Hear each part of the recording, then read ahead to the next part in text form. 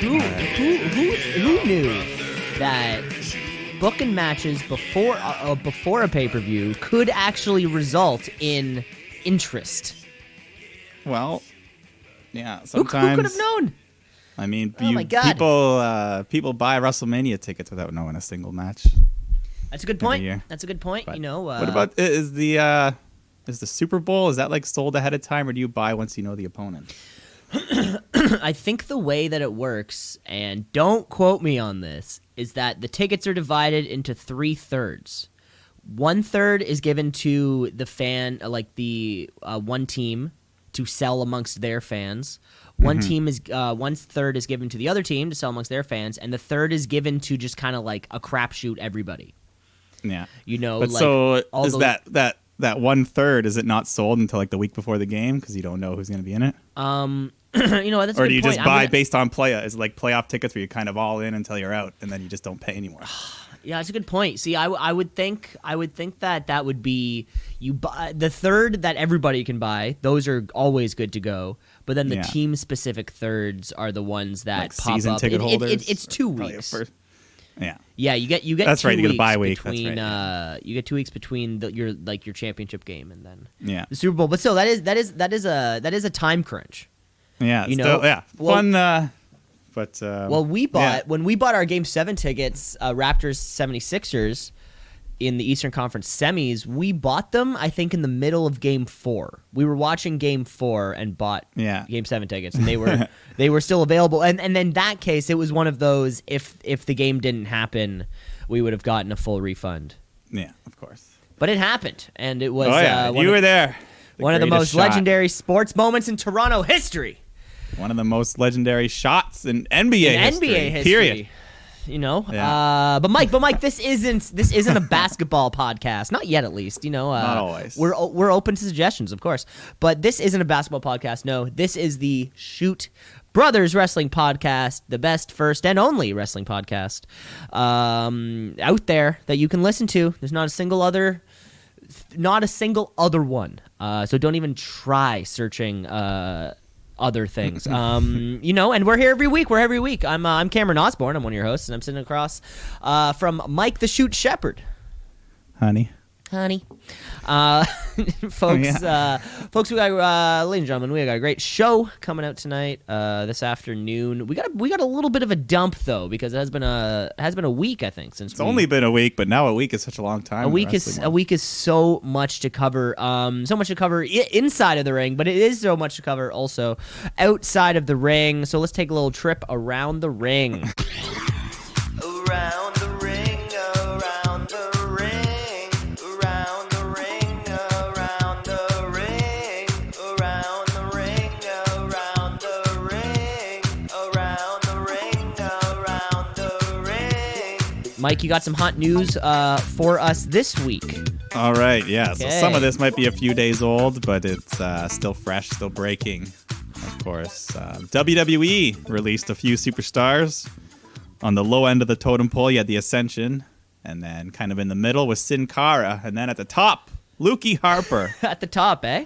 Yeah, for me at least. Luke Harper, who has been very public about kind of wanting his release, but for a long time, they've been like, no, you're just going to go to AEW and shit, so they haven't, but for whatever reason, I guess year end, like, all right, whatever. Cut him off now, no Christmas bonus. So, they're all released. I can definitely see Luke Harper ending up at AEW. I don't know about the other two, but I think Luke Harper could be treated pretty well. Like a Jake Hager type of role, you know, but better. He's a better. So, of course, these guys have the whole 90-day no-compete clause, just like Neville or just like Pac had when he left. So, you know, whatever. That's got to be there. So they're till March or whatever. They won't be showing up. But so those boys have gotten released. Still waiting on Mike Kanellis now. Still waiting on that dude to be released. It's I wonder how old guys like the Ascension are. Like are they kind of I'm guessing they're probably pushing high 30s. You know, they can maybe go back to the Indies. Do their I feel thing. like Sin Cara, maybe AAA down in Mexico. Yeah. That seems like a safe bet.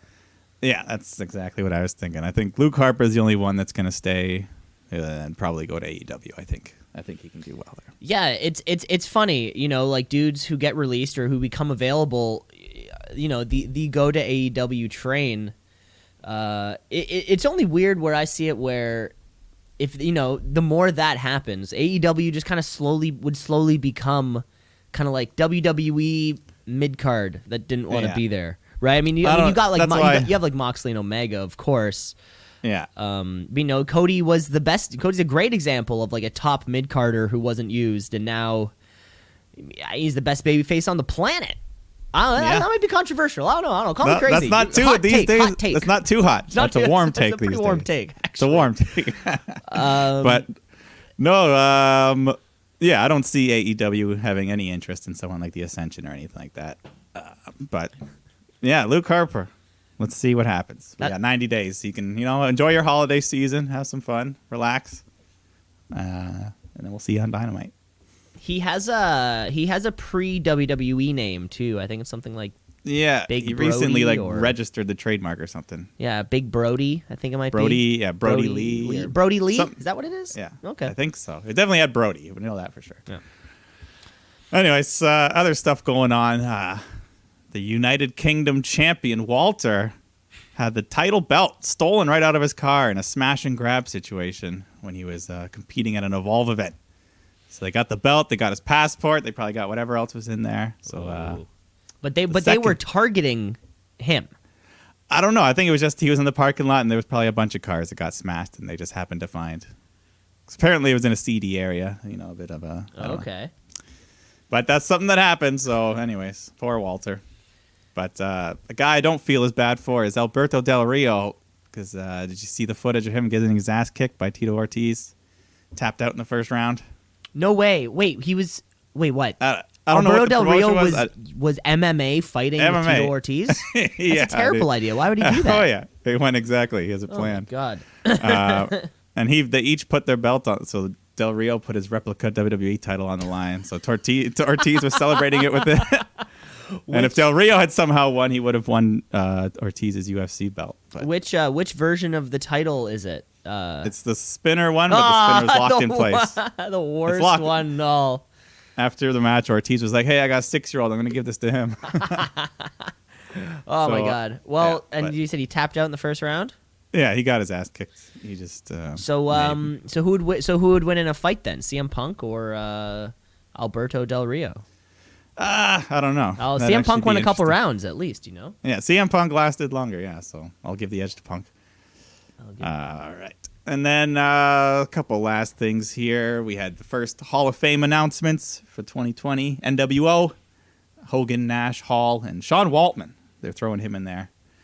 And then Batista as well. Those will be the headliners for the 2020 Hall of Fame. Which one's Sean Waltman? X-Pac, or I guess he wasn't. In WCW, he was Six-Pac or something. It's weird that they're throwing him because you don't think of him with NWO. Yeah, neither do I. Wait, wasn't he like the 1, 2, 3 kid? Yeah, and then in WWE, and then he was X-Pac, and then he went there, and then he came back. So is X-Pac going to be a 2-time Hall of Famer? Yeah, and he's not even in. Crazy. Both as part of a group. He's never made it on his own, but he's Why is that crazy? Like, I mean, because I felt like up until last year, Ric Flair was like the only one.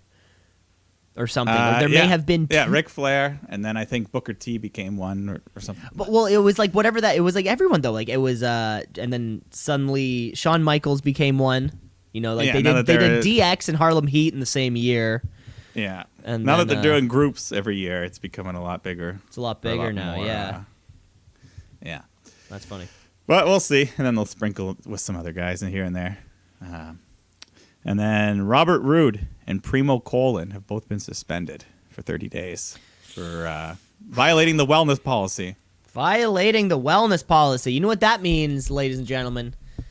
You got popped for doing something. So, what's Robert Roode doing? Robert Roode's like 40, well, he was Canadian and married with kids. Like, what do we think Robert Roode is dirty with?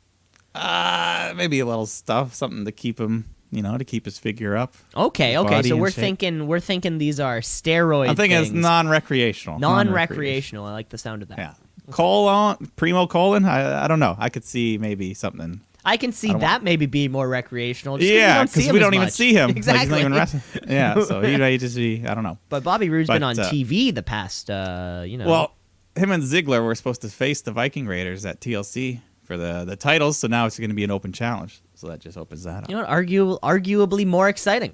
Yeah, I always, there's always a second where you're excited for the open challenge, and then 80% of the time it's not as good as you hope. But there is that. But then every once in a while, like, oh shit, someone comes out. Didn't we see an open challenge? Didn't we see Kevin Owens Seth Rollins match? Yeah, that I think may have been an open challenge for that IC belt. Whoever had it at the time. Yeah, I think it was Rollins. Yeah. But anyways, that's our stuff around the ring. Well, there's one other last final thing that came out because somehow AEW and NXT tied in the ratings this week. Tied? An exact tie. That's not Paul. We need to go down. No, because I bet they don't round those numbers up to the closest like hundreds, yes. 10,000, So like 1,000. 778,000 was the number that they gave. No, but they got. I know the whole system to begin with is flawed. The system is rigged because it doesn't represent every person that watch. It's like you have to have the ratings box and all this shit. But either way, according to their system, they tied. I wonder if there's a. If there was a week in the Monday Night Wars when they tied, I wonder. Maybe there may be, but it would have been a much bigger number. It would have been that, like but like 6.5 million, plus like 4 million or something. Yeah, the Wednesday Night Wars does have a Wikipedia page already. If you are into it, yeah, I've seen wherever I read it. It had like a recap of the previous 12 weeks showing like the winners, like the first 7 in a row AEW, and then NXT got a couple and now they've been really close. Yeah, well, tied apparently. Yeah, well they've evened out now. Now they're both around like 700,000-800,000 every week, and yeah, that's we'll great. see. That's great. Anyways, and that's it. That's all the outside around. Oh my God, there's all sorts of news around the ring.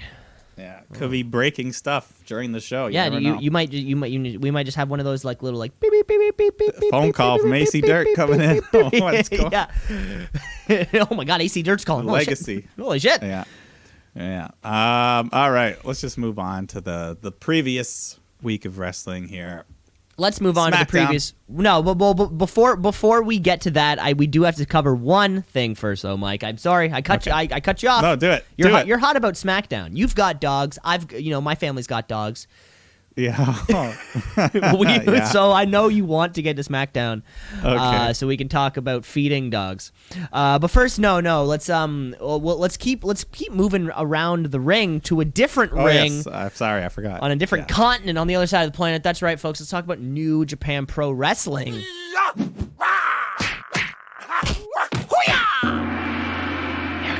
Let's just not talk. Let's talk New Japan. Let's talk Tokyo Dome. The legendary. Dave Meltzer's favorite place. Dave Meltzer's favorite place in the world, the Tokyo Dome in Tokyo, of course, because Wrestle Kingdom 14 is just around the corner. I couldn't be more excited, Mike, personally. This is the past couple of years, this has turned into my little holiday tradition, actually. January 4th at 9 a.m., I have to be at work. This has happened this will be the third consecutive year of this. Yeah. Which is fantastic. I live a 15-20 minute walk from work. I can wake up in the morning, enjoy the Tokyo Dome, quickly jet off to work, and by the time I get to work, we can start watching the Tokyo Dome again.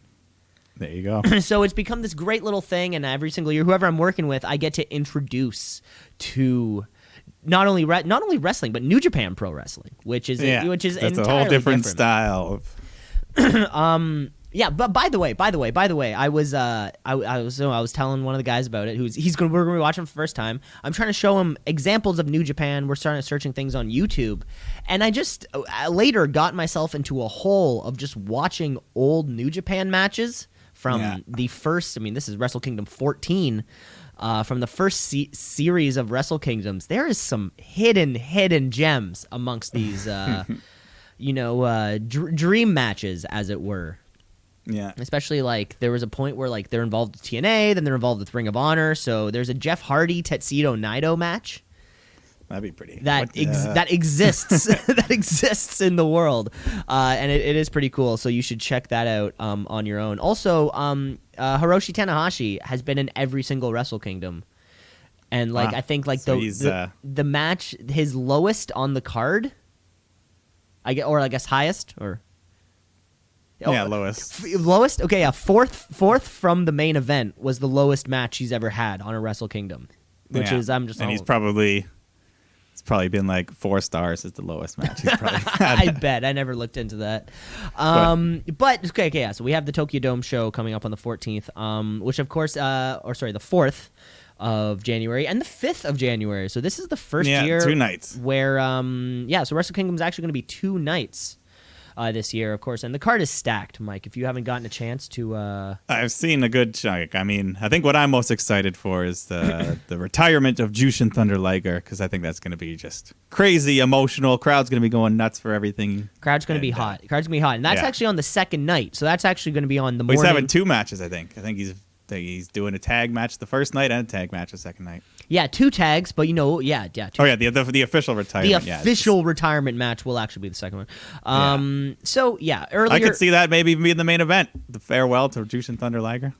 It won't. He's a legend. It won't be, but it'll be a good match regardless. Yeah. Because the main event of night 2 is going to be that match for the IWGP Heavyweight and Intercontinental Championship.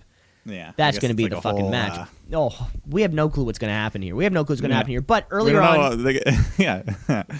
What are you going to say? It's going to be. No, I'm definitely going to be watching both nights of this event. Oh hell I always watch Wrestle Kingdom every year. Or at least the last few years. It's been a great show, great matches all the time. Hell yeah! And you learn a couple new people here and there that you might not have known much about. Yes, exactly. For me, I got Hikaru Takahashi. This is the first time that we get to see him at a Wrestle Kingdom. Right around when, you and I started thinking about starting the podcast and stuff, or, maybe even before that when we would just want to watch and talk. He broke his neck, terribly. So he's been out for 18 months or something. So this will be the first time that we get to see him. But who we're also going to see at Wrestle Kingdom this year is the Painmaker, Chris Jericho.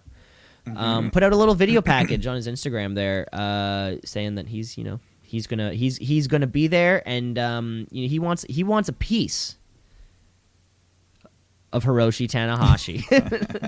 So of course Tanahashi's keeping his Wrestle Kingdom streak alive. So that'll be the second night also.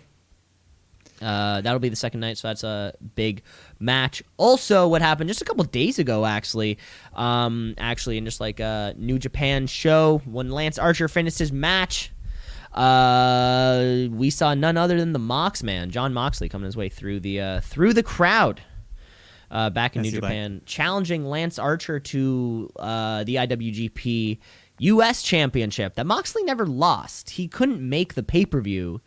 The typhoons or whatever. There was because of weather, so he wasn't able to defend that title. So that match will actually be the first night. Lance Archer, Texas Death Match, in a Texas Death Match. I don't know if you saw Lance Archer's post show promo when he comes in the back and they do that. They set it up kind of, very much like they're fighters and there's press in their face and stuff. And he's just what the fuck's a Texas Death Match?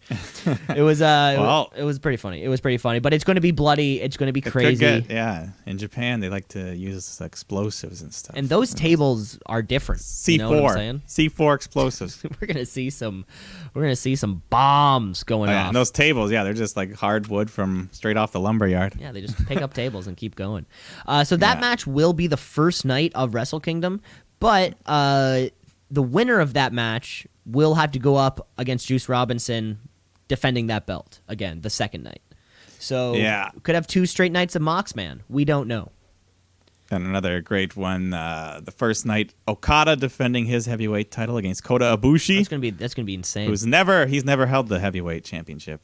Nope. Right? Nope. So I want to see Ibushi win that thing, man. I love him. And then he would move on to the second night and face whoever wins the other match, right? And, either way, they both move on to the second night. So there's a losers match and then the winners match. Yeah, but the winner of the losers match doesn't get anything, right? I don't think so. It's going to be Jay White and Tetsuya Naito, and then Okada Ibushi. The losers face each other, winners face each other. Could not be more excited. It's going to be a lot of good wrestling. A lot of good wrestling. And Will Ospreay, Takahashi. Thank God there's no takeover that weekend or something. What'd you say? So thank God there's not like a takeover that weekend as well. Oh my God, that would be way too much. To take in. Way too much. But yeah, so this is gonna be fucking fantastic. I just wanted to run by that because I could not be more excited for. Oh yeah, that's our next pay-per-view after this one. Oh, that will after the Tilk. The Tilk PPV. The great woman band of the 90s, early 2000s. TLC. Don't go chasing these waterfalls, baby. There you have it. That was that was our Wrestle Kingdom news. That was our news from around the ring and all those sorts of other things. So let's just hop right into the show, shall we? Let's hop into the show the way we always do, except for that 1 week, with the tweet of the week. It's the tweet of the week. It's the tweet of the week. Mike, there's a few things that we know for that are for certain in life. Or that we can say with almost total certainty in our lives. Like something like the sun will rise tomorrow. That's something that we can, with almost certainty. Or, gravity. If I drop something, it'll fall, and that we know. And one thing we know for certain in life is that Randy Orton is always thinking about his hot ass wife. But this week, Randy Orton had something else on his mind. When he tweeted out, "At the Charlotte airport on 2 hours sleep, all I can think about is how amazing Rey Mysterio is. I should be thinking about my wife, but I can't. Hashtag 619.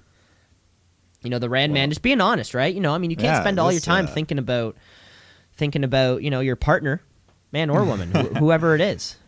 Yeah, but no, that's just an out of nowhere big compliment from an otherwise from two legends of the business. Yeah, but normally he's very sarcastic and wisecracking, but that's just a straight up hey man, I love what you do. I've been thinking about you. He's been sitting at the airport in Charlotte. Is Randy Orton at the bar at the airport in Charlotte?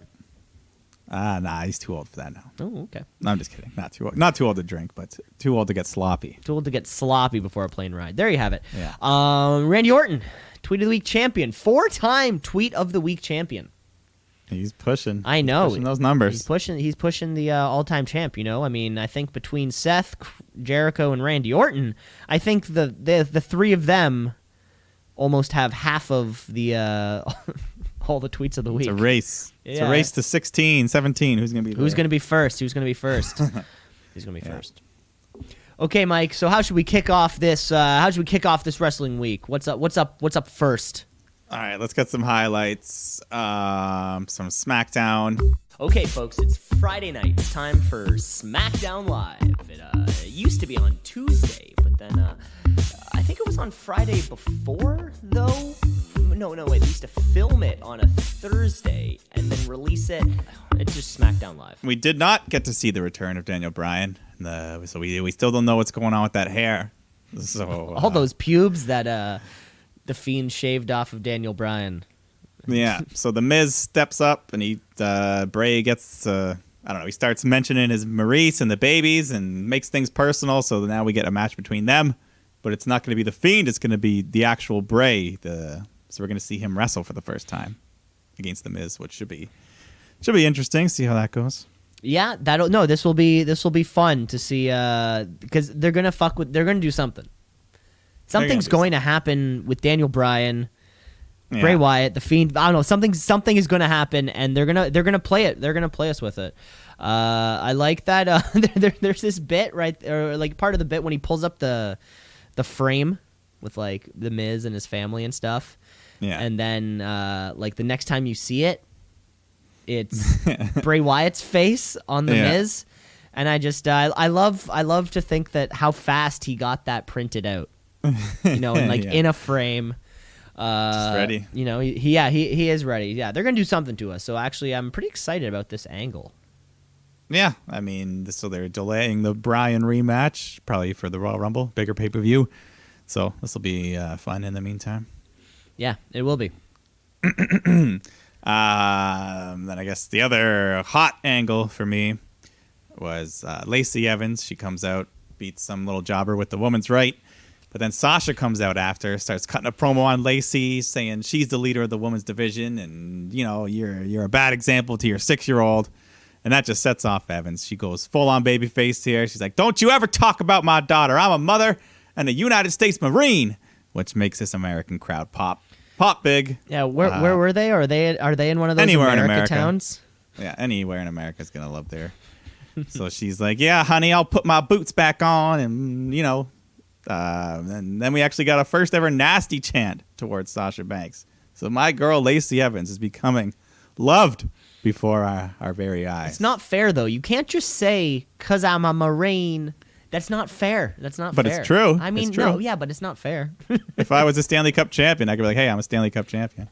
Yeah, but then you're in Texas, and they're like, what's that? Okay, I'm a Super Bowl champion. Go Longhorns. I gave the Cowboy, yeah. Yeah, go Cowboys. But it was all because she wanted the line about the boots, the boots. Mm-hmm. Let me put my boots. These boots. Nasty. I love the nasty chants. So then Sasha gets in the ring, gets in her face. Lacey pulls back for the woman's right, and Sasha just screams and drops to the mat like a child. That was kind of funny. Mm-hmm. So then the crowd chants Lacey, and she leaves. So I love it. She gets attacked by Bayley. Sasha comes to help, but Lacey, full-on babyface now. They're rolling with it. Welcome, folks. We're almost a year in. I think we're at least a year of the Lacey Evans nonstop push. I think Royal Rumble was her main roster debut. That was the main roster debut, but didn't she have the weeks of vignettes? I think she maybe did around that.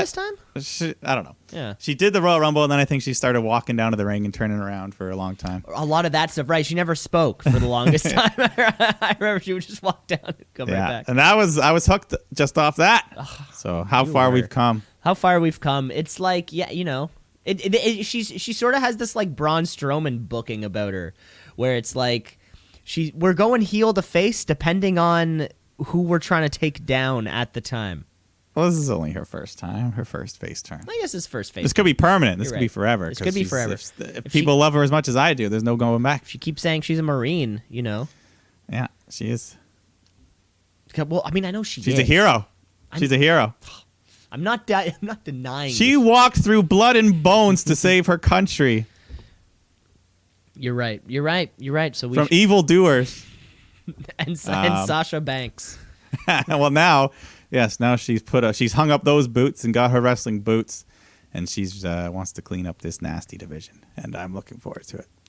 But I know what you're looking forward to talking about. But actually, before we get to that, we will get to how SmackDown ended. Can I give you my my highlight of SmackDown?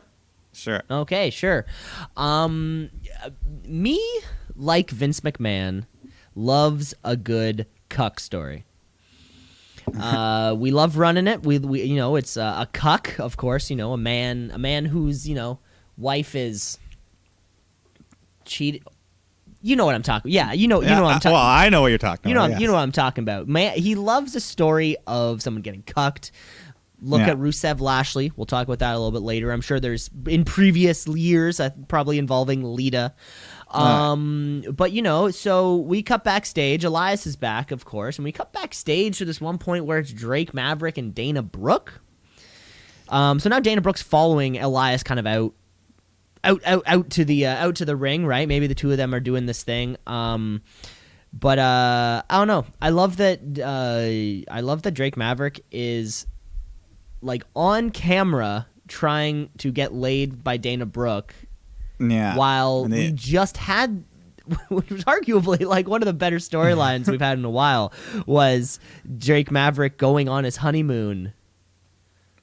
I love this. I mean, it's a female cuck, I guess, but yeah. And they even mentioned her going on a date with Batista, so he's, Isn't this so weird? Yeah, so basically, then Elias doesn't. He just gives him a big kick right into the ass, and then Dana covers him, and they count to 3. Oh yeah, no, we don't need to know what happens. I know, I don't mean the match. The match doesn't matter. It wasn't even a match. I mean, in that second hour of SmackDown, maybe there's a chance that his wife is tuned out by that point. She's not even watching. Yeah, we haven't seen her in a while. She's just been, I don't know. Well, why would we see her? Because now Drake Maverick's trying to bang Dana Brooke. You can't have his real wife there. Well, I don't know. I don't know. What's his angle? Is he really just trying to get laid? Is that all it is? I think Vince saw the tweets. Immediately told Dana Brooke she has to be at taping on Friday. Handed her a script at about 7:15. And then Drake Maverick was just there. And he's like, you. That's my new guess. Yeah, he was kind of walking around. I bet maybe this was going to fill the time of a 24/7 segment. And then there's like, hey. Why couldn't they, just let Dana win the belt then? Let her win the belt. Why not? Yeah, why not? Let's get to this main event time because there was a match. There was a match. That's for sure. Roman versus Ziggler was the match. And then during all of this, Corbin gets carried down on his throne. And then, of course, he tries to interfere. Roman beats Ziggler with the spear. But then after the match was the big angle. Some say the hottest angle in wrestling. The big angle. Corbin and Ziggler just beat down Reigns. They handcuff him to the ring post. And then they pour dog food onto the big dog and just leave him a big mess. Get it? To end the show. Because he's a big dog. Yeah. Mike, do you get it? I get it. Mike. Mike. I don't have to like it. No, get it? Because dogs eat dog food. Oh, dog food. And his character is AKA'd the big dog. I don't know if have you noticed the photo of the dog on his chest plate thing? I think it was the thing that they were covering with dog food. I thought that was the puppet, the mascot.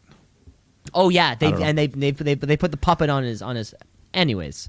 Yeah. So dog food. The best part about that? The best part about this bit, I don't know if you've ever fed your dog food from a can. It doesn't come out that easy. And they did it without having to kind of spoon it out or anything. So I thought that was impressive. Best part to come for this, I don't know. I texted you? I think I texted you about Baron Corbin on Backstage. Yeah, I did see some of the clips of him. Yeah, that's turning in. I rather enjoy that program. I'll watch. Yeah, no, he was like you said, he did come across as more likable. I liked this version of Baron Corbin. Yeah. But even CM Punk seemed to be warming up a bit to him. The highlight of that was when CM Punk just he says exactly what happened. And CM Punk says, I picture Vince McMahon just saying this is the funniest thing ever, and you're gonna pour dog food on him. And Baron Corbin's like, that's exactly what happened. That is exactly what happened. Yeah. So somehow out of all this, they decided that they're going to settle it with a TLC match between Robbins and Corbin. So I don't know what they're going to hang, if there's going to be anything hanging, or if it's just going to be a pinfall or what. But some sort of dog food's got to, some sort of dog shit's got to happen, right? What about dog hanging above the ring? And then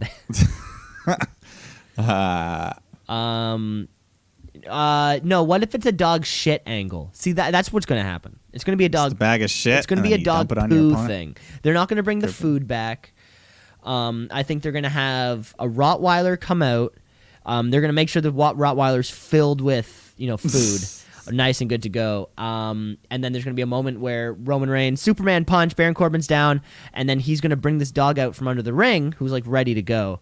Live shit? And a live shit on the WWE Network.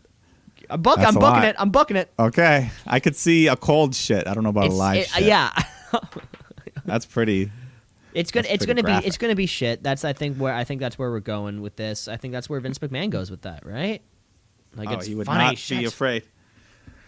So hopefully that's not the main event of the pay-per-view. Shit. I actually haven't looked at the card. There's a good chance. No, I think Fiend Miz is gonna be main event because they're gonna tease us with something. Maybe we'll see. Let's move right along to Raw. Let's get Raw.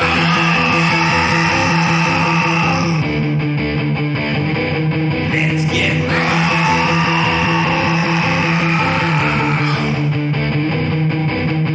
The other hottest angle. The other hottest business. cuck angle going right now. Rusev and Lana are finally getting divorced. Jerry Lawler's the mediator. Rusev comes out in a Daffy Duck t-shirt. Donald Duck t-shirt. Very angry. Yeah, this was such a weird. And he was smiling. This I should say I think this actually for me was one of my favorite Rusev moments of this whole kind of feud. Lana was just so bad. she's just whining and screaming, and God. the way she was just like, you fail. I don't even know what she was trying to do. And then they argue over the custody of their dog. But yeah, finally, so of course, Lana finally signs the papers. Rusev stalls on signing, so Lana just starts ranting about his sex addiction again, and Rusev says he wants a match with boyfriend Bobby Lashley, who then comes out, cuts his own promo, and Rusev says, fuck it, take her, I don't care, and he signs the paper. Lashley attacks him, and then Lashley gets suplexed through the table.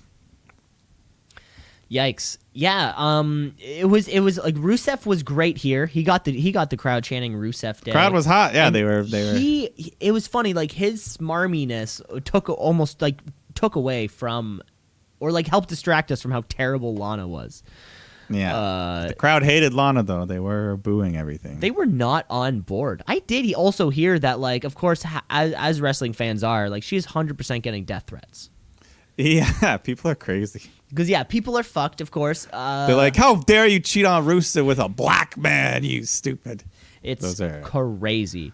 Not the best segment of this feud, you know. I mean, totally going to be glad when it's done. On Backstage this week, CM Punk gave his fantasy booking this feud.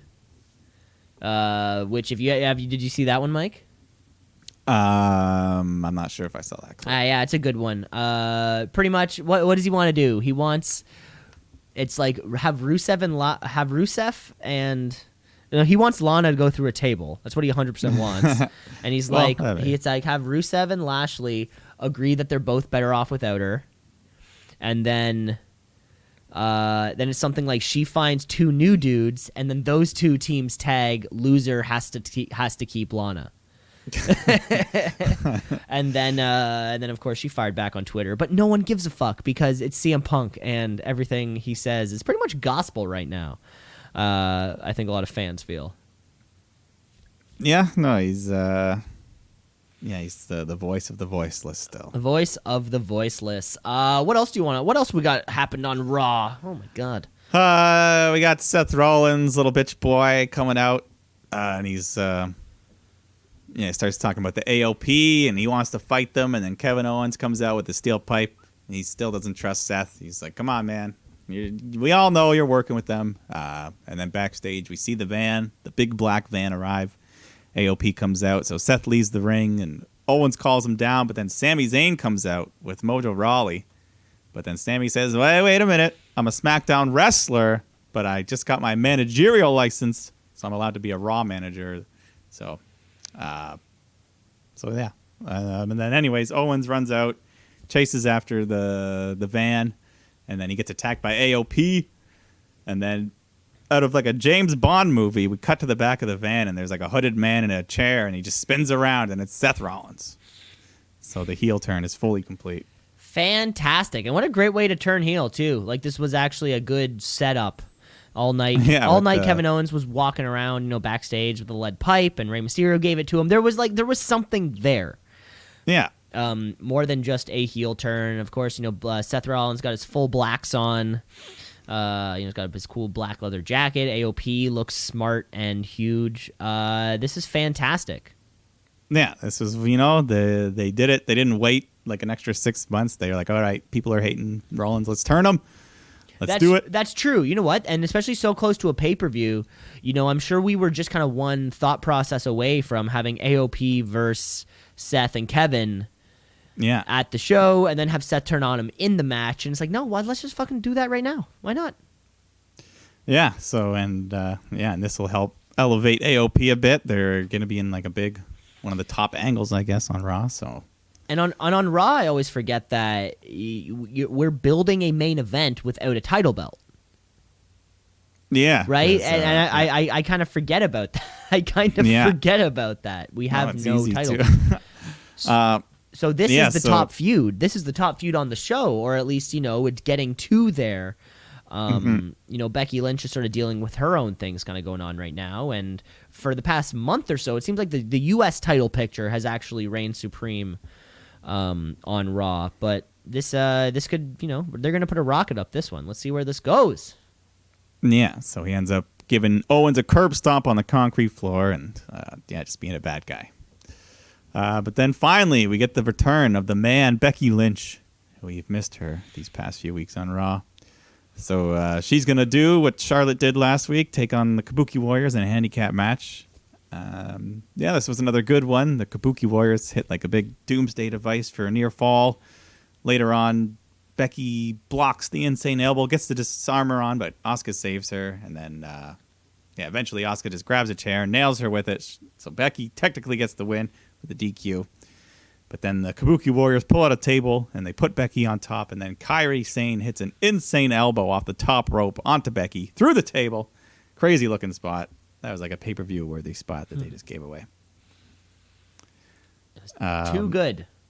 Too good. And then backstage, Charlotte's walking around, and then the Kabuki Warriors attack her with chairs and leave her beaten. So that's going to give us a tag title match at TLC when Charlotte and Becky take on Kabuki Warriors in a TLC match.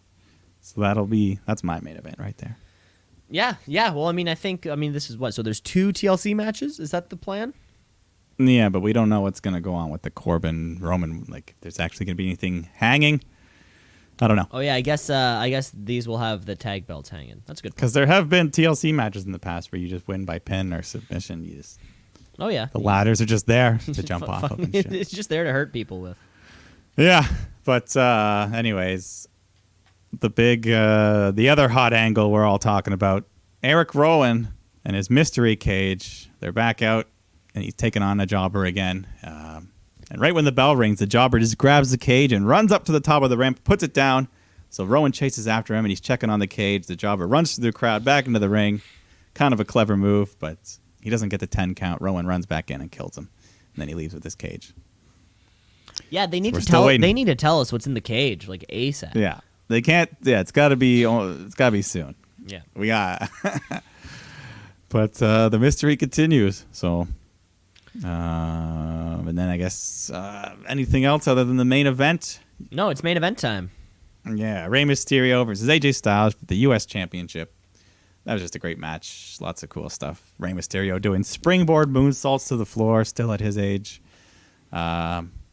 These are 2 of like the oldest guys on the roster, putting up a main event match. The ending was a little sloppy though. Yeah, everything was going pretty good, and then at the end, they're on the top rope. Mysterio goes for the Hurricane Rana. Styles blocks, catches him, looking like he's going to do that Styles Clash spot, but then like the weight just kind of brings him down, and they kind of just land on the ground. So then AJ just grabs Ray, hits a big power bomb, holds on, and then does a Styles Clash. So but before he can pin him, Randy Orton slides in the ring, winks at him, and then slides out. And that distraction is enough for Ray to get the inside cradle on Styles for the win, to retain his title. But so a little sloppy there for a minute, but they got it back on track. Yeah, no, of course, and throwing the Rand Man in there, because we're still doing Randy AJ. Yeah, so I guess nothing on the line other than just pride and honor. Oh, that is going to be a match at TLC? Maybe. I don't know. I didn't actually look. Yeah, I haven't actually looked at the final card actually. But yeah, that was Raw. That was Raw. Oh, also there was a who was it? So I think we're getting Buddy Murphy, Aleister Black at the pay-per-view. Yeah. And this week Aleister Black, I think it was Aleister Black and Akira Tozawa had a match with one of the most deadly black masses I've ever seen. You need to rewatch that. I did see the slow motion replay and just literally just fucking right in the face, right in the jaw. You need to watch that one, and you need to hear it too. Like the slap is fucking perfect. It's one of the best kicks I've seen in a long time. I don't even think he needed the slap because he just nailed it. Because there's the sound of his foot hitting his boot was enough. Like, it's a good thing he wears a mouth guard. How do you block that? Like, how do you do the black mass in that safe way? Well, yeah, you hope that usually some of the guys put up a hand and they just hopefully eat it on their hand. But Tozawa was just like, nah, not today. I'm going to take it. I don't know. Yeah, he's like, I might not be on Raw again for a month. That's a good point. That's a good point. Yeah. And there you have it. That was our first half of the week. Yes, that was the main roster. The main roster stuff. We need to get to the other parts of the show, but I think we should take a break first. Yeah, take a break, do some trivia, then get to the Wednesday Night Wars, and Then we get to the Wednesday Night Wars, and of course we have a little TLC preview, so you're not going to want to miss that. no way, Okay. Jose. Oh, no. Okay. Let's shoot, yeah, let's shoot, yeah, let's shoot, brother, brother, yeah, let's shoot, yeah, let's shoot, yeah, let's shoot, brother, brother, yeah. We're back, ladies and gentlemen. Heels, baby faces, also. You know, Yes. mid-carders, cruiserweights, jobbers, everybody. No, we're here for you. We're here for you. This is the second half of the show. We got the Wednesday Night War coming up, of course. But before the Wednesday Night War, let's take ourselves to Trivia Land. Trivia. Woo! Trivia. Trivia Land, Mike. I have 3 questions for you.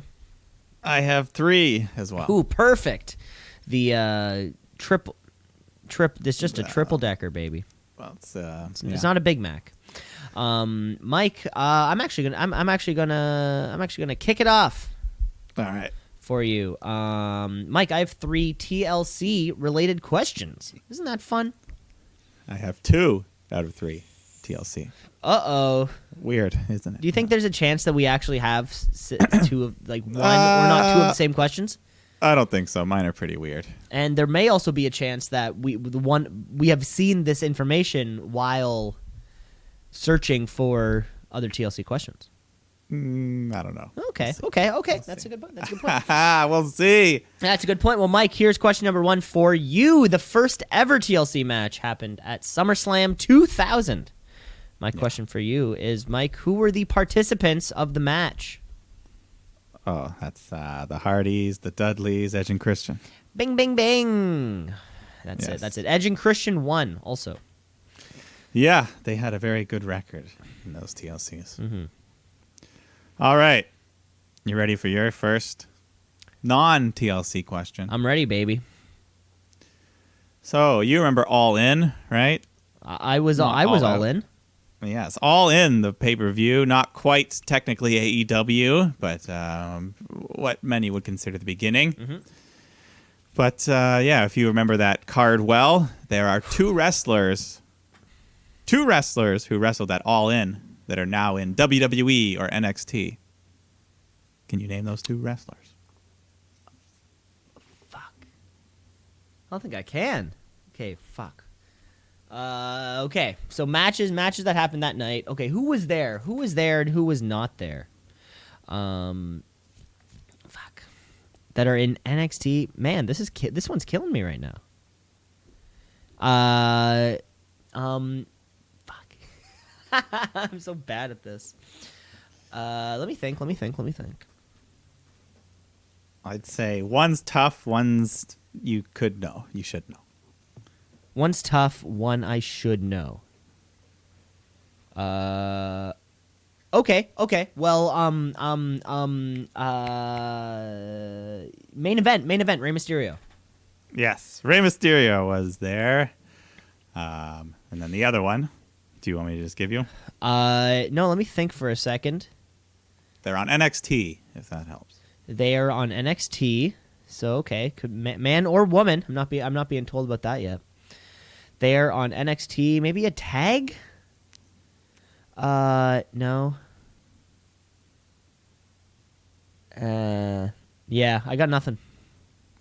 It is Chelsea Green, Oh, no way. the women's wrestler who is now dating Zack Ryder and wrestling on NXT. I didn't know she was in NXT. I knew she was a wrestler, but I thought she was like Impact or something like Yeah, she hasn't really been seen. I think I've only seen her on NXT, I don't know, once or twice. Definitely not since the TV show started, or the week, yeah. Okay, yeah, that was But she's there, Chelsea Green. my guess was a tag or a female wrestler, and I couldn't remember what that female card was. It was the match with Britt Baker. Yeah, it was the 4 of them. Like Tessa Blanchard, maybe. Yeah, Yeah. who's It was also kind of like no- just no like the longer- best women of the indies. They kind of threw them. Yeah, Chelsea Green had her hot mess where she's like a half bride, half whatever. Oh something. yeah. Yeah. What a fun show I like that her. was. I like that. I just remember that main event. It was they rushed it because they had they only Yeah, they had like we got like 14 minutes left to make this happen because Yeah. one of the matches went too long, but they didn't feel like they went too long. Who was the third? It was Rey Mysterio, Rey Fenix, and one other lucha guy. I forget.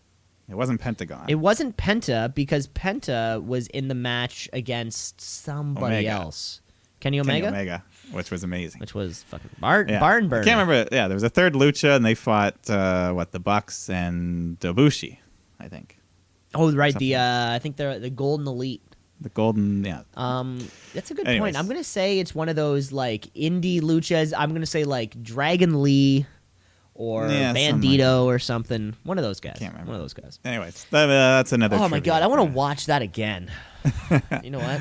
I'm home alone this afternoon. Maybe I'll just All In. slap on some All In and just kind of go to town. You know. It was fun. It was a fun show. Mike, TLC question number 2 for you here. Yes. Okay, so this is going to be a multiple choice question.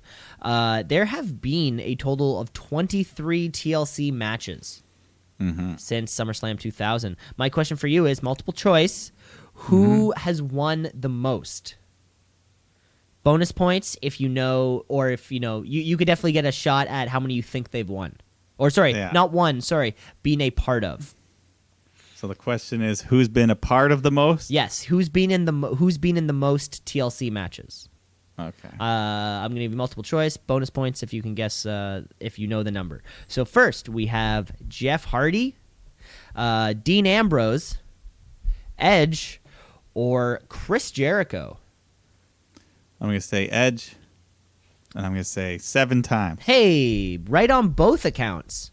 All right. Jeff Hardy's only been in 5. Dean Ambrose has been in 4 of them actually. It's kind of funny. All right. Let's give you some TLC questions here. Woo! So the match itself has been around for a while, but since 2009, it has been an official pay-per-view every year, the TLC pay-per-view.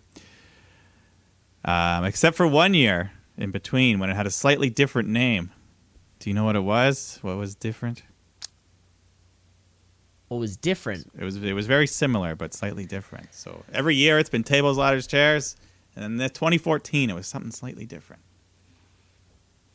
Oh, The name. yes, I do know. Tables, ladders, chairs, and stairs. That's right, because it featured a steel stairs match. So the official title of the pay-per-view had that for 1 year. There you go. What a bore. Well known, I know, but it was a good fact for you to know. You did. What a weird, just like, oh, It was stupid. Yeah, they've never done it since. So thank God.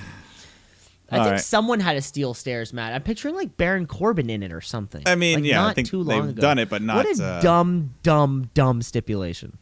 Yeah, because people grab the stairs all the time, and You know, that's one step away from kendo stick. which they did. That stupid kendo stick on a Kendo pole stick on a match. pole. Because the weird Awful. part is, like, if you're going under the ring, grab anything else. Like, why grab the kendo sticks? You should be Yeah, grabbing the I don't know. chairs and the fucking tables and stuff. I don't know. Sledgehammer. Okay, Mike. Question number 3 for you. Yeah, so this is the 11th TLC pay-per-view. So there have been 10. Yes. There have been 10. But not every time is an actual TLC match the main event. So, Mike, my question for you is, how many times has the TLC match not been the main event? Let's go with 3. 3. It was 2. 2. 2 times. There was a main event of John Cena and Wade Barrett in a chairs match. And then a couple years Yeah. after that was Ziggler and Cena. Ziggler and Cena in a ladder match for the I Money in the remember that Bank one. contract. Yes, which Ziggler won, defending his Money in the Bank contract. Where you go? But yeah, the Wade Barrett one, that's an obscure fact. Obscure facts. All right, my final question for you. Let's do it. Speaking of obscure, but you got the last one, so let's see. The TLC match does not always happen at the TLC pay-per-view, because at Extreme Rules 2014, there was the first ever TLC pre-show match. What? In what I consider to be maybe the most entertaining pre-show match of all time. So can you tell me that match? What? There was a bit of a gimmick to it, but Okay, so you said at Extreme Rules 2014. yes, a TLC match on the pre-show. But there's a gimmick to it, so it's like I can't quite say it without giving the thing away if you. But it was a TLC match. It was on the pre-show. TLC Between match two on wrestlers. the pre-show 2014. Okay, who was big in 2014? Sheamus was big. Don't in think about who was 2014. big. The Shield. Why would they have needed? Okay, why would they have needed to have a gimmick TLC match? That's Think what small. that's what I need to think about, right? Yeah. It's 2014. Maybe maybe we're right about the brand split's about to happen. Maybe it was a TLC match to determine something that was going to happen later on in the show. So I don't think it's going to be that because I think SmackDown drafted Dean Ambrose with the title, but maybe I'm going to say there was a TLC match to determine something that was going to happen later on in the show. No. Damn it! But I think I'll just have to tell you. It'll be too hard to guess. If you don't know it, but you'll have to go watch it after. Because this was the first ever WeLC match, which was a midget version of the TLC Oh my match, God, no! I don't want to see this. between Hornswoggle and El Torito. And I'm telling you, no, you have to watch this. They went all out. They had a midget referee, a midget timekeeper, a miniature announce table with these three little announcers named Mike Cole, Jerry the King Smaller, and JB Elf. And they brought out, they had mini chairs, mini ladders, tables. It was very funny, but they actually worked very hard. So I'm not kidding when I say it's the most entertaining pre-show match ever. They pulled out all the stops. Really? There was like a frog splash off a mini ladder and Oh shit. my You should God. watch it. Just for the spectacle. It's just like a 5-foot ladder instead of a. Yeah, it was like a little step ladder, and then it was dum dum. It is. It's much better than the Kennel from Hell match, though. You should watch it. Oh, I still need to watch that kennel, Hell in a Kennel. Yes, but the WeLC, a one of a kind, Okay, a historic moment. That's in the list. It counts. It's in the list of 23 matches. So It's in there, I guess. Yeah. How do you even spell WeLC? I think like WEE and then LC, like a we. Anyways, WeLC. there you go. Okay, That there was you real have fun. it. There you have it. Okay, I'm gonna bookmark this one because It is. It's fantastic. okay, Many announcers, many everybody. everybody's mini. There you have it. Referee. Oh my god. Okay, there you have it. There's some TLC fun facts and stuff for you, and go watch All In again, and go watch Extreme Rules 2014. The pre-show. At The least. pre-show only. Let's move on. So we have the Wednesday Night Wars to cover here. We have the second half of our show, and let's just kick off with some AEW Dynamite. AEW. All Elite. They coming for you, Vince. Better watch out. It's too sweet. Yeah. I think we kick right off with Jon Moxley setting a record for the quickest win in AEW. And he beats that Reynolds guy with a paradigm shift. But then afterwards, Jericho comes out, and the Inner Circle are there, and he gets in the ring, cuts a promo, and he's like, I'm impressed with you. And he goes over their history and how he kind of had a hand in bringing Moxley to AEW. And then he officially invites him to join the Inner Circle. But then he says, I'll let you think about it over the holidays, and places a shirt on his shoulder. But I don't think anyone's buying that the Mox man's going to join that. You don't think so? I don't think so. But what if? What if it'd be big? But It then would be huge. Jericho's got the prize he wants, though. How's that going to work? They could figure it out. Just some. I don't know. I know what you're saying. Yeah, Moxley's this his own. It's a good angle though, His because own he didn't guy. outright. But just Yeah. imagine that. He didn't outright refuse Didn't it. outright refuse it. He could have blown his nose on the shirt and thrown it back at him, but he didn't. Well, I guess will we see next week? I'm sure they'll have to. It's the final show for the holidays, Yeah, so they'll have to give they're us gonna something. wanna. Yeah, there's gonna be a hot ending for sure. Well, yeah, Chris Jericho's going to be there for sure because I think he has a Yeah. title match against someone. Jungle Boy. Jungle Boy. Oh, that's gonna be fun. Yeah. But then we get our first match from the Blade and the Butcher, right? Against Cody and QT Marshall. QT Marshall. Yeah, who was picked by MJF to be his partner. But no, QT looked pretty good here. But then the Blade and Butcher, they got him. They got the win. So they're their first official match, I guess. Everyone's kind of thing. You know, QT Marshall wanted to be there too. You know, it's a high profile match too. You're out there with Cody. Yeah, that's you know, and here's Cody putting over this new tag match or putting over this new tag team. Yeah, and then I think they showed like a video where MJF like revealed that he was the one that sent them to cut the ring open and attack Cody that week. Oh yes, something like that. So yeah. Anyways, yeah, MJF also comes out and cuts a promo, and he gets one of these workers in the ring and starts bullying him for laughing at him last week. So he makes him kiss his diamond ring, which I guess that's going to be his new thing. Kiss the ring. Kiss the ring. Put it on a shirt. ProWrestlingTees.com. So the guy kisses the ring, and then MJF hits him with the crossroads, and then he makes fun of Cody and says the only thing real about him is his shitty little lisp. So he's getting real. It was also a better looking crossroads than the one that he gave. It was, yeah. Before. I thought it was think great. He worked on it a little bit.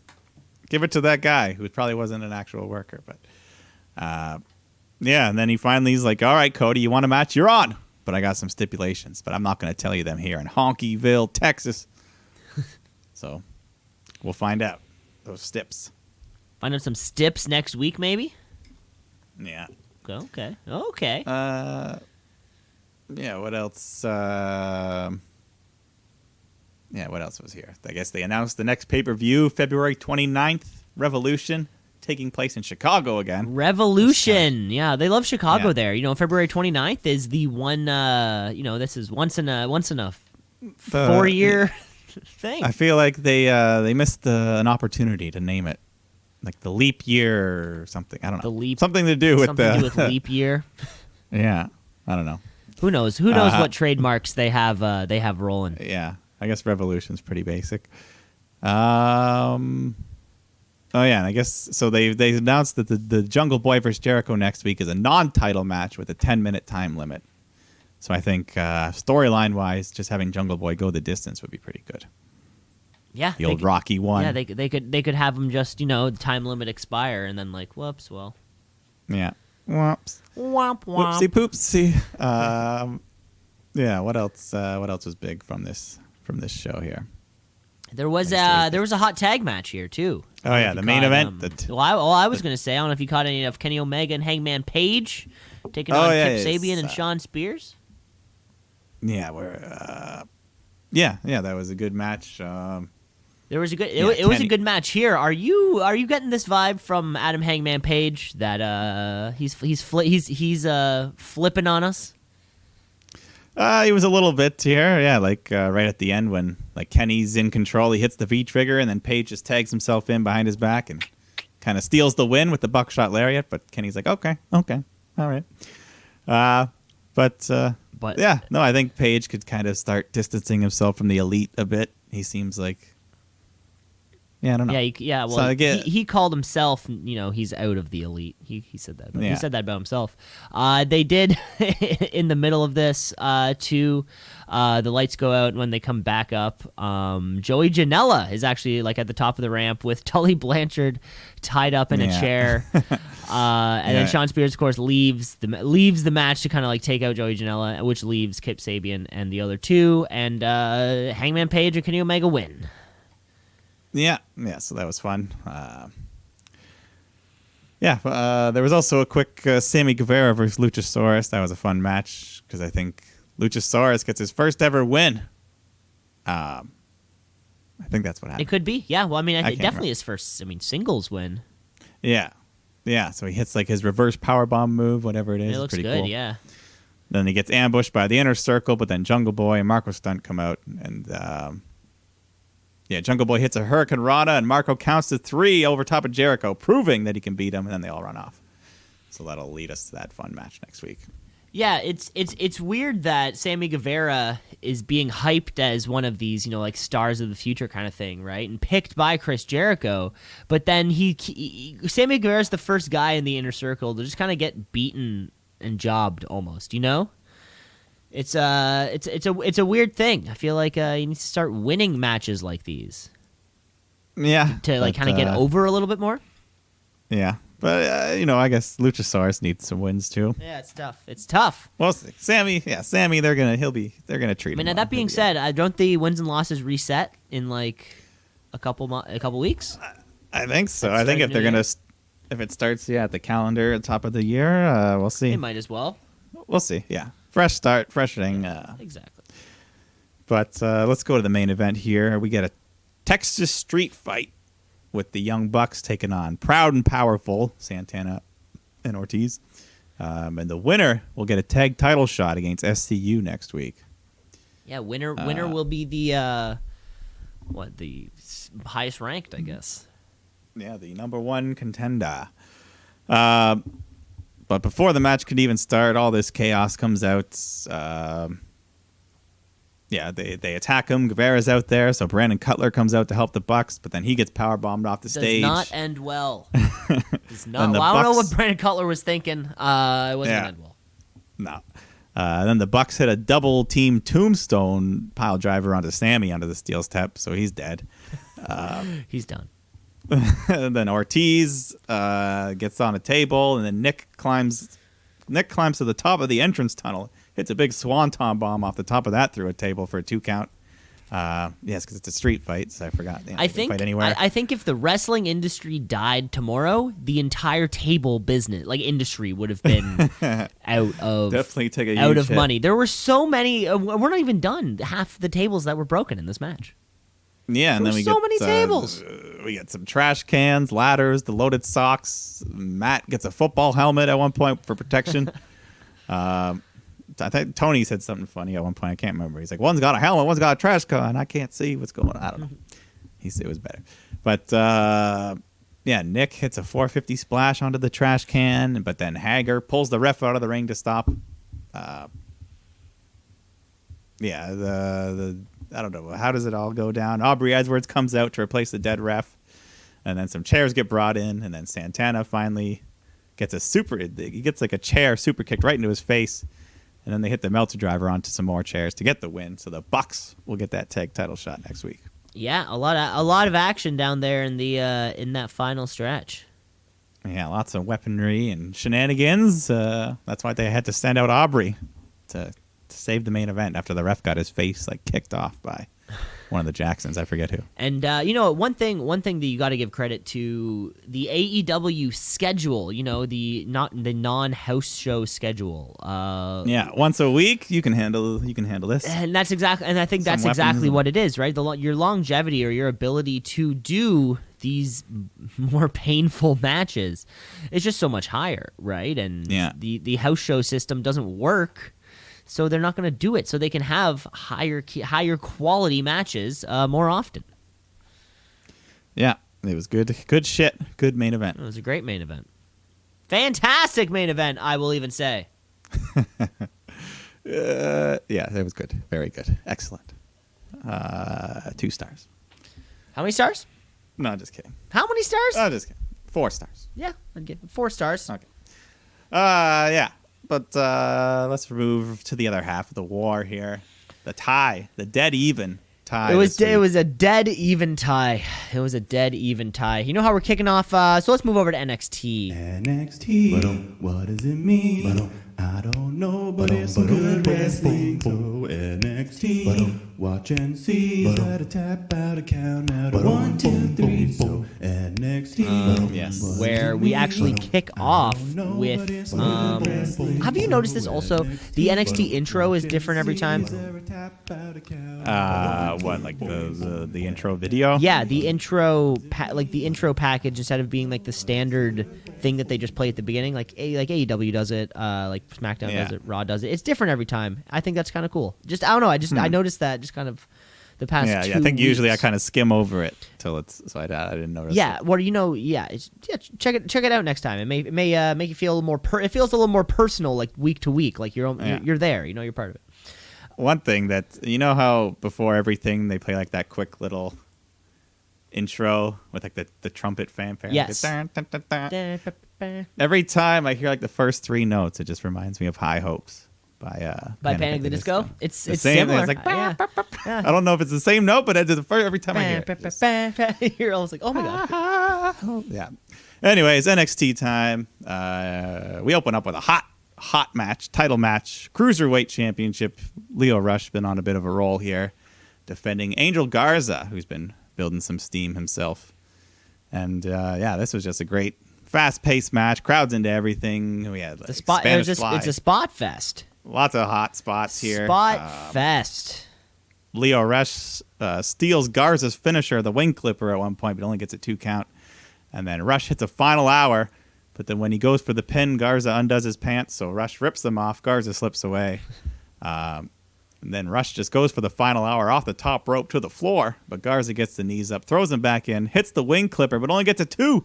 So he just quickly locks in the wing clipper submission hold, and Lio Rush taps out. New Cruiserweight champion, and a fantastic match. Yeah. This was this was a rare television match for something to be this good to kick off the show. Those Full Sail crowds are so They hot loved it. every single time, Yeah. and you take that NXT show on the road, it becomes more like the main roster or more like an AEW show. But you leave it there at Full Sail, it's just different, right? Yes, it's very intimate. It's perfect. And, and this, pick your favorite spot. Because this had all there's the lots. the, Plenty. The one I think Lio Rush gets thrown onto the bottom rope and he hops back up into Yeah. the stunner, and you're just like, how Yeah, that the was fuck did really you cool. do Yeah, that? How the like fuck off did you the bottom time rope. that? How Like did off you- the bottom rope? Yeah, how did you that was do really that? cool. This was what a great way to start off a show. Like imagine you went to a wrestling show and this is how it started off. Yeah, you'd be like, You'd like piss your pants, and you're like 20 minutes into this. Like, oh my god, we have to watch Cameron Grimes taking on Raul Mendoza now. We have shit to do. Yeah, and so that's your next match. And during that, Kushida comes out because he doesn't like Grimes, and then this distraction allows Mendoza to pick up a win. And then Kushida steals Grimes' hat and runs off. So I guess that's their feud. You know what? Yeah. Start the build. Set up the story, but you don't have to lose. He doesn't have to lose clean in the process, right? Does that feel weird? Yeah, it was a little weird because it seemed like they've been doing definitely a lot more with Grimes than Mendoza. Mm-hmm. So I don't know, but Could be fun.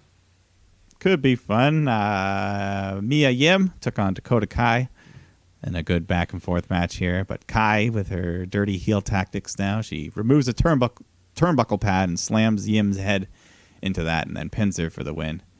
But then afterwards, Mia gets some vengeance, beats Kai up into the crowd, and then they fight up onto some top of some like equipment, and then Mia hits like a fucking back suplex off the thing through some tables onto the floor, which is a pretty wild spot. Because they like missed the second table. It looked like she clipped her head on it. I don't know. Big spot though. Big spot.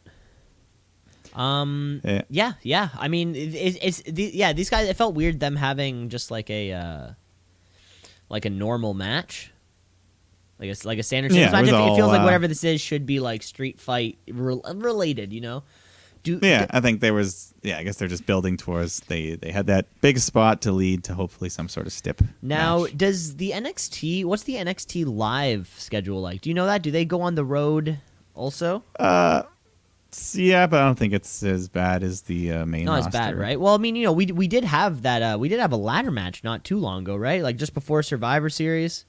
Yeah, we had multiple. We had and a couple of them were particularly brutal.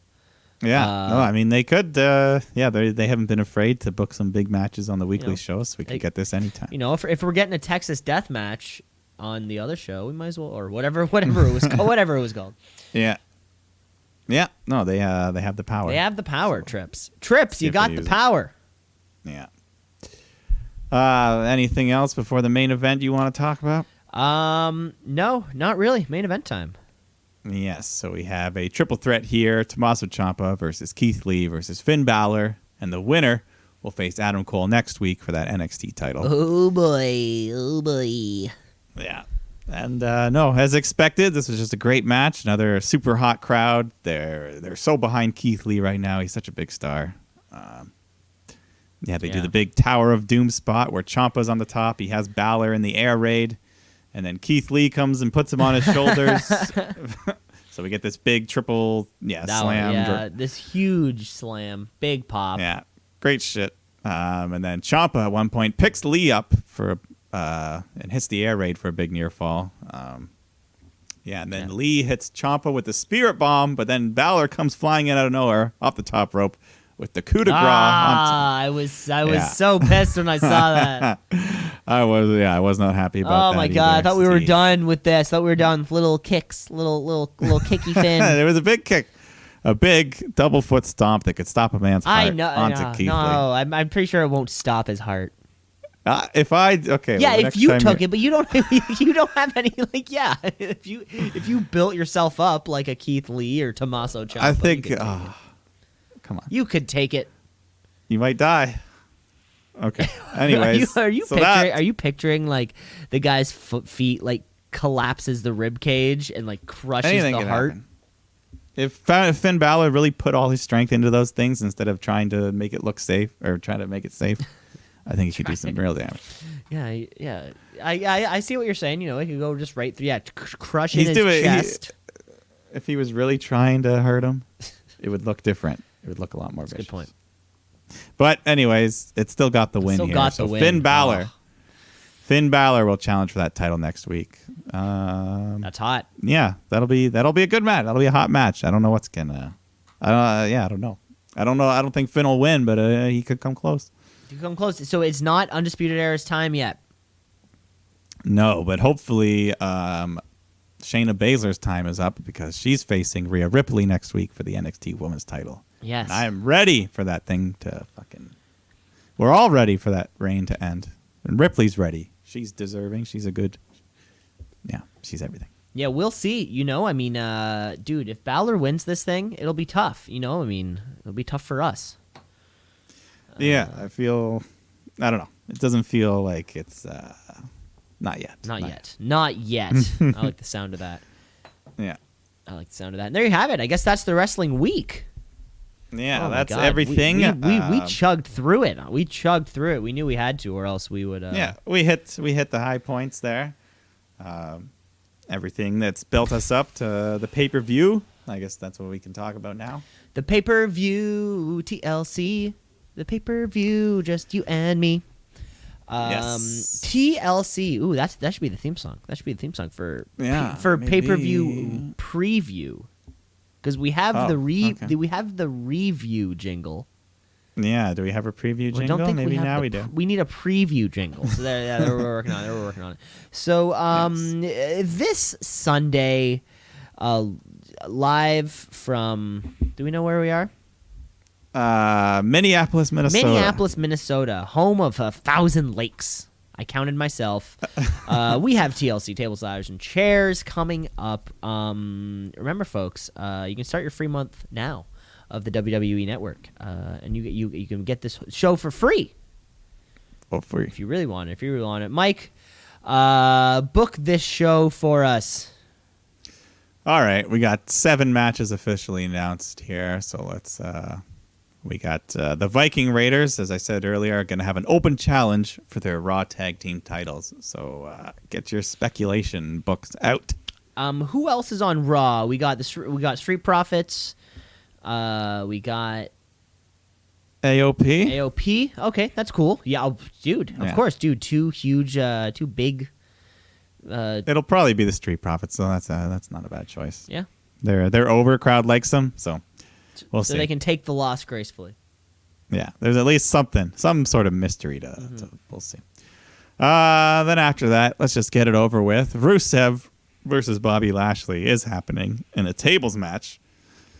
So maybe we will see that Lana falling through a table. I think Lana's going through a table. Yeah, so whether Lashley goes with her and then that'll end the match, who knows? But I I still don't know if this will be the end of the feud because a table falling through a table doesn't seem quite like the end. Well, maybe just at least to write her off TV, like she can maybe get Lana out for a while. She's gone. Then we get another match. You mentioned Aleister Black versus Buddy Murphy, which should just be a very good singles match. Hopefully not relegated to the pre-show. My hope is that this opens the show and it's like that'd be a good 15 to 18 minutes.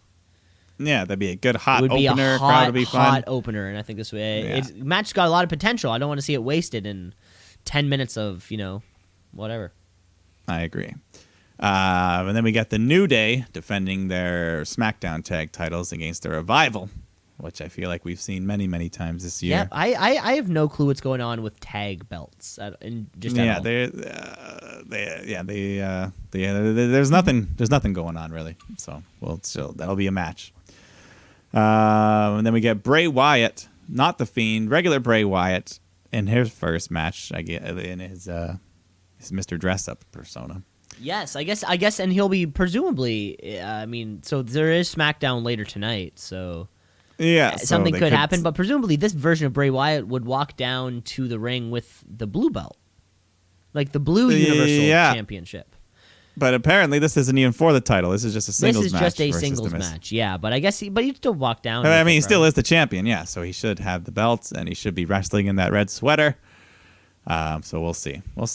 It'll be interesting just to see if he wrestles differently. And and whatever happens tonight is going to set up kind of that angle. I do hope, though, that it is Bray Wyatt.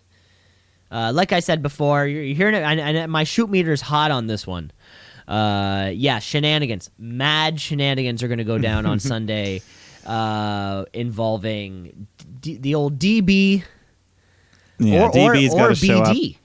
Bryan Danielson could come strolling in through a WWE ring, clean shaven like a freshly born baby.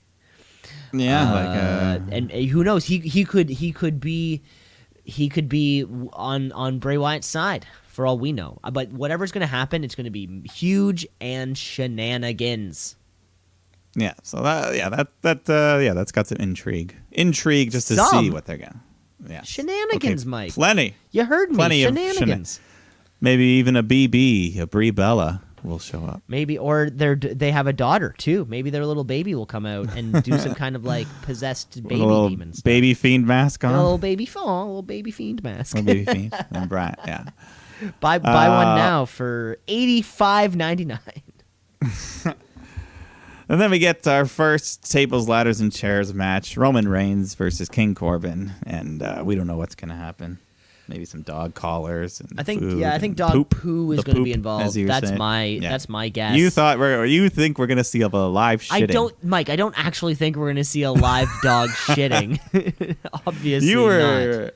Okay. I was being sarcastic, Mike. It could happen accidentally if they just brought a dog out. That's true. That could happen accidentally. But no. I think it's not. It's not obviously not going to involve a live we could see dog. poop. I think it's going to poop is not out of of the question. I think it's going to be poo somehow. Remember when they brought out that mousetrap board and the Omega Moxley? Yeah. What if he just brings out a board with all these different poop samples? they're like there's a board full of poop under the thing, and they're like glued to the board. Yeah. And then of course my main event, the other TLC match where they actually have something to hang from the ladder. The Kabuki Warriors defending those tag titles against Becky Lynch and Charlotte Flair. And this one could go either way. I could see Becky and Charlotte getting a quick little run so Becky can be Becky 2 belts again for a month. Yeah, and this is going to be a lot of fun. I think on the card, like just looking at the card short of the Aleister Black and Buddy Murphy match, which I think could be something fun. Yeah, this is going to be fantastic. I mean, we had Asuka, Lynch, and Flair were in the previous TLC match last year, right? Now adding Kairi Sane to that is only going to be cool. These women are all the best at what they do. So let's put them all in a match together. Yeah, and the Kabuki Warriors, since they won those belts, like they've been on TV every week, they've been looking strong. So excited to see how this. The tag belts have really had a good second half of the year between Bliss Cross and Kabuki Warriors. They've been featured a lot more. Are you saying? What are you saying there, Mike? The Iconics were misused, and it was a terrible waste of their talent. because they were and still are the longest reigning women's tag champions of all time, and I miss them. How much longer do the Kabuki Warriors need for that thing? Probably not too long. I don't know. Oh shit, I they're haven't like looked at the they're numbers. halfway there.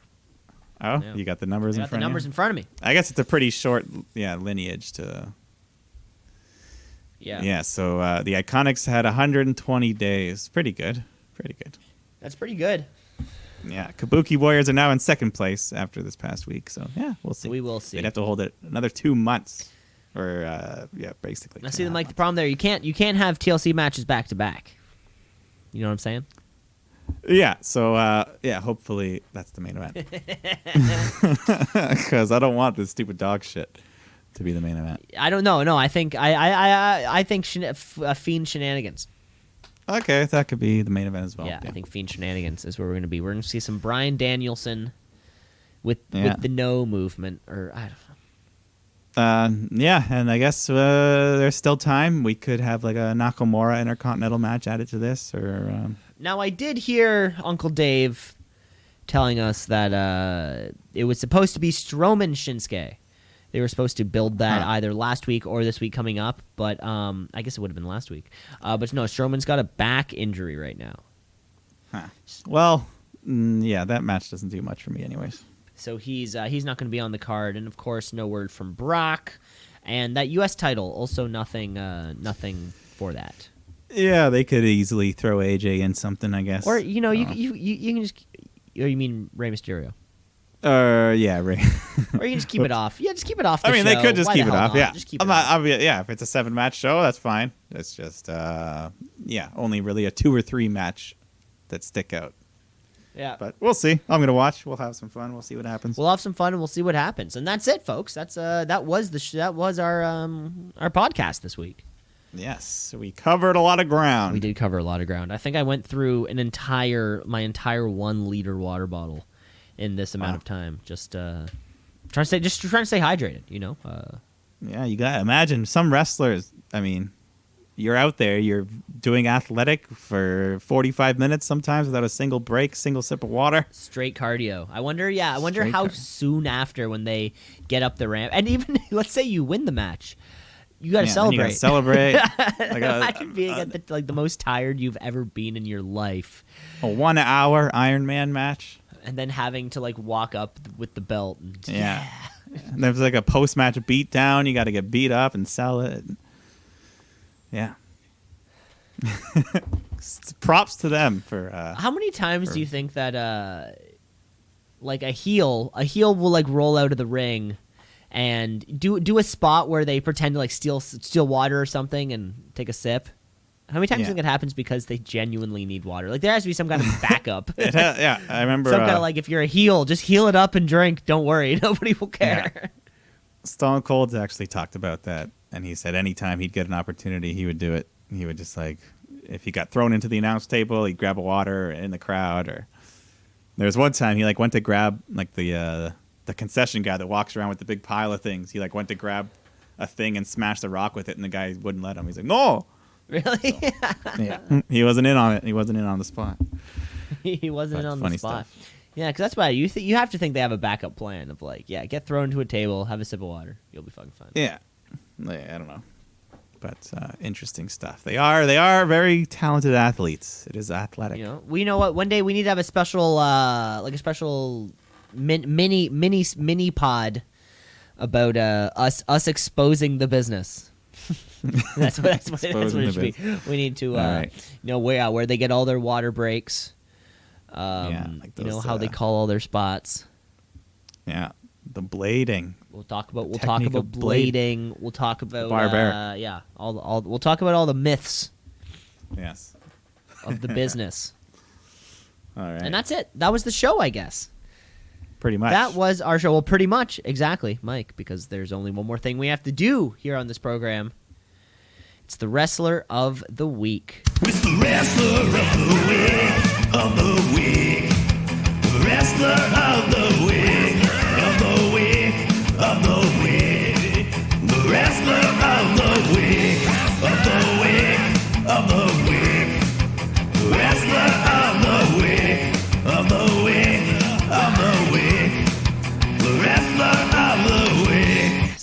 favorite segments because Mike, I haven't done the full.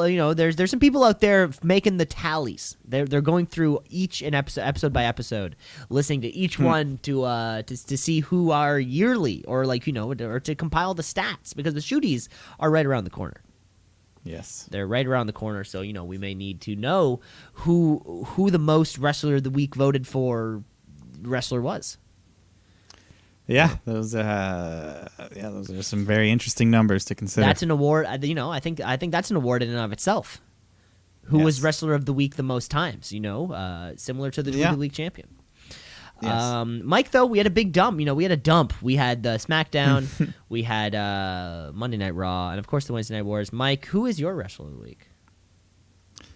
All right, this week he had a great match, a singles match. He won a new championship for himself. Angel Garza. I'm giving it to you this week. He's had a good little month or two here, building some momentum, and good match with Lio Rush. Yeah, and a surprising match too. Really, I mean, we don't really see. Well, I mean, now I guess the title is actually being used properly on. Yeah, you get to see it at least every other week, pretty much. Which is great because on 205, I mean, I feel like I've paid more attention to this, or this is the most attention I've paid to the Cruiserweight Championship, probably since like the Enzo Amore. Neville days. I don't know. And who before that, I it's kind of vague of what it was. Yeah, no, exactly. It was before that it was like TJP, Brian Kendrick, shit like that. Oh, I don't even remember that. TJ Exactly. Perkins.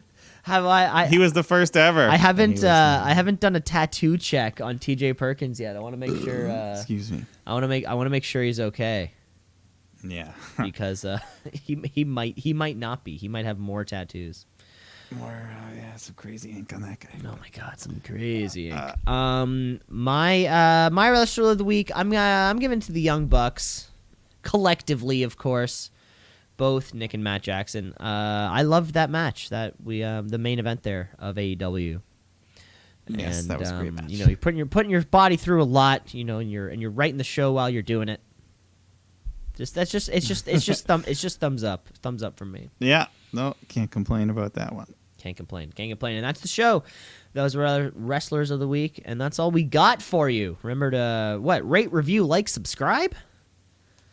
Yeah, do all the good things. Show us your love. Show us your love, baby. And it's the spirit. It's the Christmas time. It's giving. It's Friday the 13th. Oh my God! It's Friday. It's gonna be. Oh my God! What are they gonna do on SmackDown? It's got to be a fiend. It's got to be a fiend Friday the 13th thing, right? Someone's gonna get slashed. Someone is going to get mandible clawed. I don't know who it's gonna be, but it's gonna be someone. Maybe it's Maurice. No. Yeah. No.